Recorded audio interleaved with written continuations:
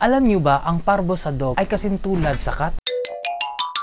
Marami pang mga scientist at doktor na nagdidebate dito. Pero ang ending, halos magkaparehas lang sila. Parehas lang ang mga simptomas na pinapakita. Kaya ang virus, nagmekos-mekos na lang sa dog at cat. Ang 1 gram na tae na may infection nito ay kayang mabuhay ang 1 billion na virus. Kung pwede lang mapagkakakitaan, ay talagang mayaman na tayo. Pero may uniqueness din ang parvo sa cat dahil kaya makapag-penetrate ang virus sa utak ng cat. Specifically, sa germinal epithelium sa cerebellum. Kaya ang mangyayari ay nagkakasisure sila. Umaabot din ang virus sa retina. Kaya napapansin natin ang kanilang mga mata, grabe ang pagmumuta at pamamaga. Ang mga buntis na cat na infected nitong virus ay nauuwi sa embryonic resorption. Ang ibig sabihin, kaya nilang i-absorb ulit pabalik sa katawan ang embryo o mag-cause ng fetal mummification o yung hindi natapos yung pag-form ng anak during sa pagbubuntis at abortion pa. Panghuli, yung stillbirth kung saan natapos yung pag-form ng anak pero paglabas nito ay patay rin. Kaya pumunta tayo sa pinakamalapit na vet clinic para magabayan tayo at maiwasan itong sakit.